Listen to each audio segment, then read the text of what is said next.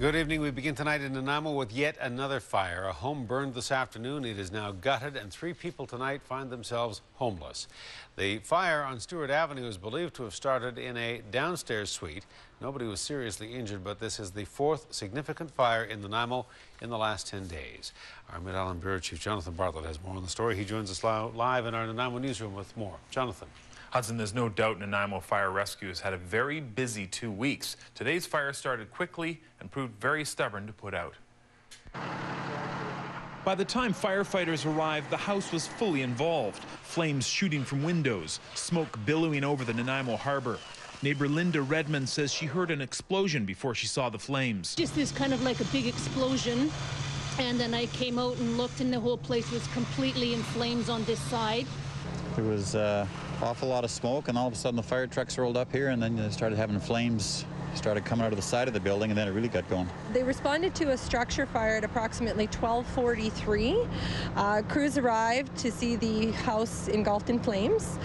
They're still working at it, trying to put it out. It is extended into the attic. 2 people lived in the house in separate units. A third lived in a cottage on the property. That tenant, who is physically disabled, had to be carried away from the fire. These are good long-term tenants, and unfortunately something happened that started in the bottom of the house, and the tenant upstairs called 911 immediately. Thank God everybody is out, everybody is safe and accounted for. The only problem is that the tenant upstairs has a dog that we don't think made it out.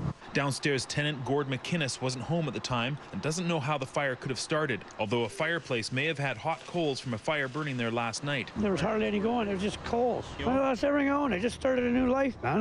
Now I got nothing. Yeah. Both this house and the house next to it were actually going to be moved to make room for a new condo development to be built here in about a year.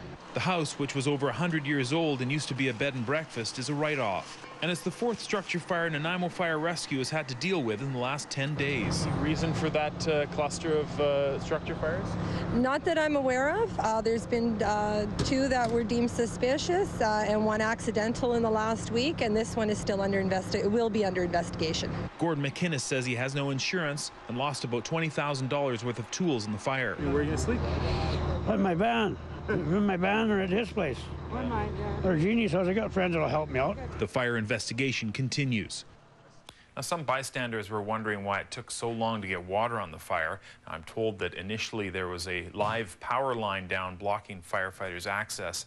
They had to wait for a BC Hydro crew to cut power before they could attack the flames. Still no word on how the fire started. We'll give you additional information as it becomes available. All right, we'll stay on the story. Jonathan, thank you. You're welcome.